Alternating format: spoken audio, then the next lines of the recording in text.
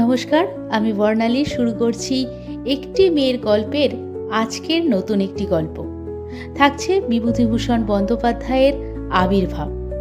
বিভূতিভূষণ বন্দ্যোপাধ্যায়ের গল্পের পাতায় গ্রাম বাংলাকে তো আমরা পেয়েই থাকি, তবে আজকের গল্পটি গ্রাম বাংলার বর্ষা মুখর একটি দিনের গল্প।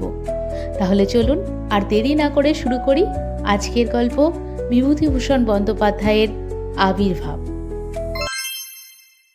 দুলালদের বাড়ির পিছনে একটা বড় বাঁশবাগান, তার পেছনে ক্রোশখানেক ডাঙা মাঠ। এই মাঠে বহুকাল থেকে চাষবাস হয় না। নীলকুঠির আমল চলে যাওয়ার পর থেকে এইসব মাঠ অনাবাদি হয়েই পড়ে আছে।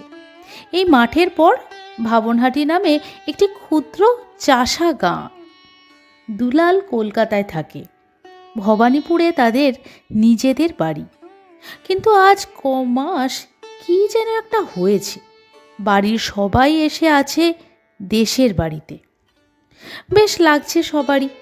এমন সময় নামলো ভীষণ বর্ষা। দিন রাত একঘেয়ে বৃষ্টি হচ্ছে সমানে।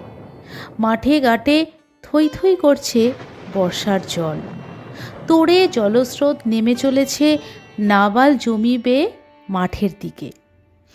পূবে হাওয়ার শীত করছে সবারই।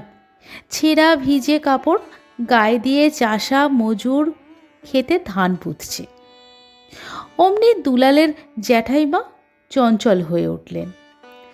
বাবা গো, না খেয়ে মন্নু কলকাতায়, না কয়লা না কিছু, সেও ছিল ভালো। এখানে আমার মাঝে দুতে দরকার নেই, ঢের হয়েছে। এদিকে যাই জোঁক, ওদিকে যাই মশা, সাপ, কাদা, একটু বেড়াবার জায়গা নেই, দুটো লোকের মুখ দেখবার জো নেই। সিনেমা দেখিনি আর 4 মাস, না একটা সিনেমা না কিচ্ছু। এমন পোড়ামুখো দেশে মানুষ থাকে গা। জ্যাঠতো বোন কমলা বলে, সত্যি মা, বড় ভালো ভালো ছবি হয়ে গেল কলকাতায়। ওরে যাত্রী, বঞ্চিতা, সর্বহারা, চমৎকার চমৎকার ছবি। তার ছোট বোন নমিতা, সে বললে, কেন উমার প্রেম? উমার প্রেম তো আগেকার, আমি আন করা ছবির কথা বলছি। তা যদি বলতে হয় দিদি, তবে মীরা সরকার আর আরতি দাস যে ছবিতে নামে, সে ছবির চেহারা হয় আলাদা। আর জহর গাঙ্গুলি, সে তো আছেই। আর একজনের কথা বলি, দুঃখীর ইমাম ছবির মধ্যে। দুলালের জ্যাঠাইমা বললে, বাদ দে ওসব তক্ক, যা এখান থেকে। ওদিকে সুরসুর করা হয় এখানে আসবার জন্যে, আবার এদিকে ছবি হয়ে গেল, ছবি হয়ে গেল। হয়ে গেল তা কি হবে? সব চল কলকাতায়, এখানে বর্ষাকালে মানুষ টেকে। দুলাল কিন্তু বলে উঠল, জেঠিমা, তোমার ভালো লাগছে না কেন জানি নে, আমার কিন্তু যাবার ইচ্ছে নেই।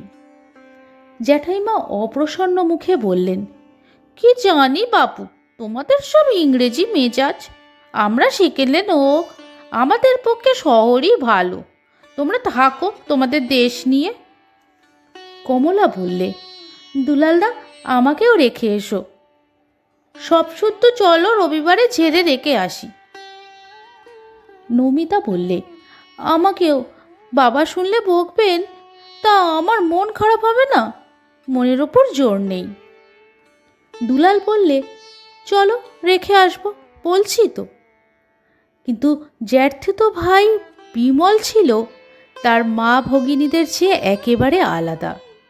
সে বিকেলে জল বৃষ্টির মুষলধারার বর্ষণের মধ্যে এসে বললে, চলো দুলালদা।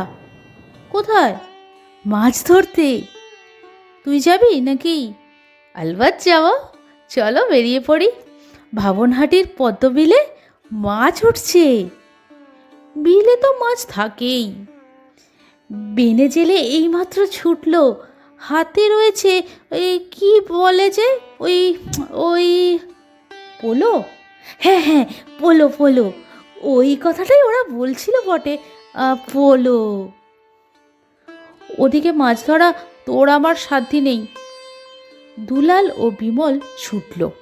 ওরা কলকাতার ছেলে, মাছ ধরা দেখা একটা নতুন জিনিস ওদের কাছে। তখন ঝমঝম বৃষ্টি পড়ছে, ধারা শ্রাবণ। বৃষ্টির বিরাম নেই, বিশ্রাম নেই। বিমল বললে, রাস্তা চেনো দুলালদা? ঠিক নিয়ে যাব, চলো। বেশি জঙ্গলের দিকে নিয়ে যাও না দুলালদা, সাপ আছে। কিন্তু জঙ্গলের দিকেই ওদের যেতে হলো। তারপর ফাঁকা জমি ও ষাঁড় বইচির ঝোপ।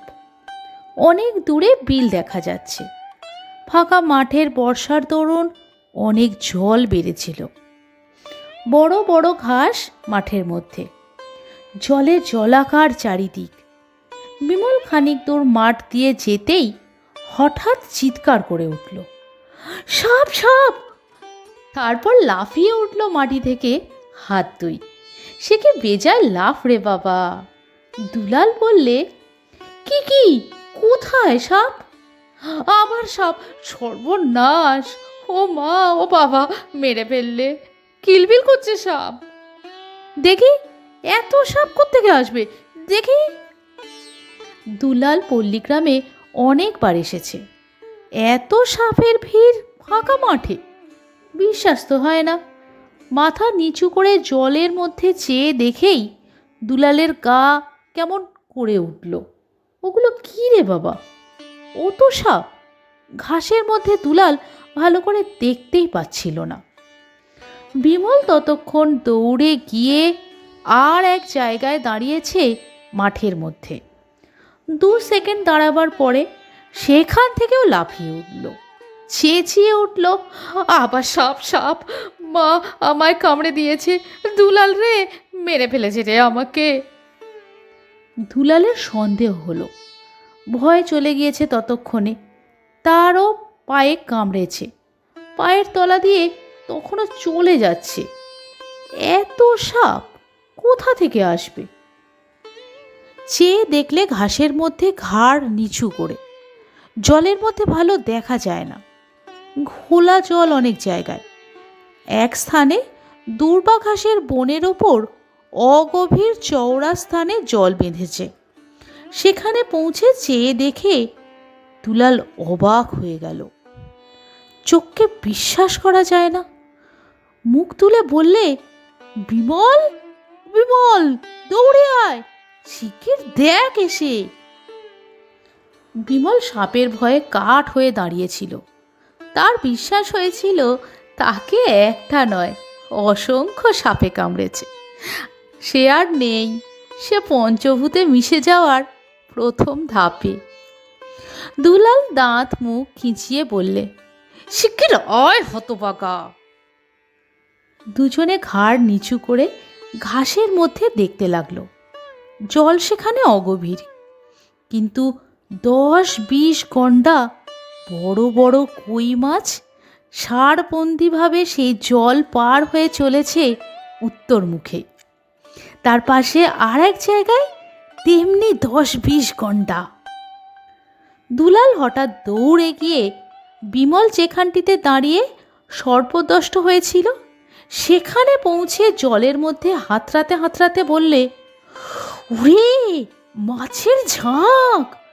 কত মাছ রে! 200-500!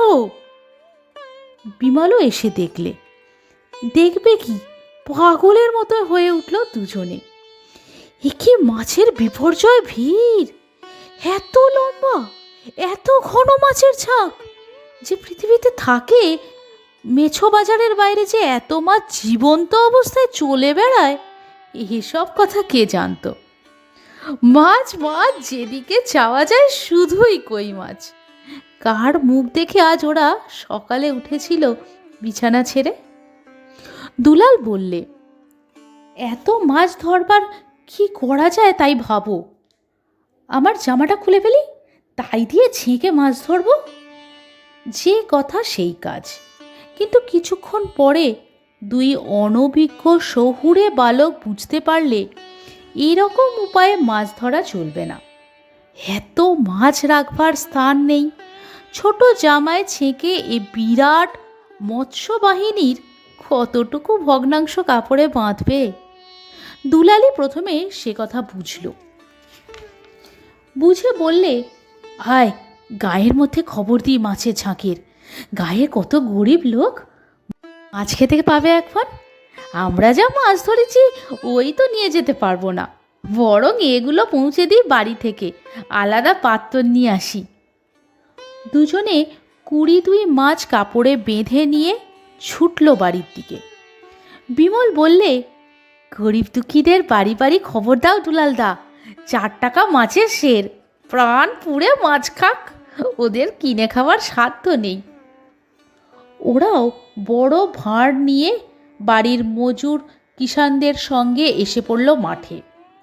এতক্ষণে লোকে লোকারণ্য হয়ে গিয়েছে সারা মাঠটা। শুধু হাত দিয়ে চেপে ধরে কই মাছ ধরছে ছোট ছোট ছেলেমেয়েরা। যত বা ধরে তত আবার ওঠে, অফুরন্ত কই মাছ উঠছে বিলের জল থেকে। বুড়ো ঋষিকেশ বুনো বললে, 60 বছর বয়স হলো, এমন তাজ্জব কাণ্ড কখনো দেখিনি বাবু। উজান জলে কই মাছ হাটে শুনতাম, আজ চোখ কি দেখলাম। গায়ের লোক মুচি, ডোম, বাগদি, জেলে, ব্রাহ্মণ, খুমর কেউ বাকি ছিল না। কেউ একটা কলসি, কেউ এক ঝুড়ি, কেউ 2 কলসি, কেউ 1 থলে, কেউ ছোট ভাঁড়, যে যা এনেছে তা ভর্তি করে মাছ নিয়ে গেল বাড়িতে। কেউ রেখে আবার নতুন ভাঁড় বা কলসি হাতে ছুটে ফিরে এলো। দামোদর সাহেব বললে, ধরছ মাছ ভাই সব, 2.5 টাকা তেলের শেষ, সে কথা মনে রেখো। না খাও তো নষ্ট করো না, মাছ ছেড়ে দিয়ে যাও জলে।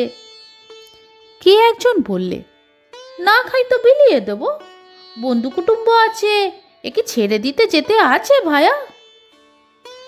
বুদ্ধিমান মধু ঘোষ বললে, কই মাছ জ্যান্ত, কতদিন থাকে জল দিয়ে জিয়ে রাখলে জানো?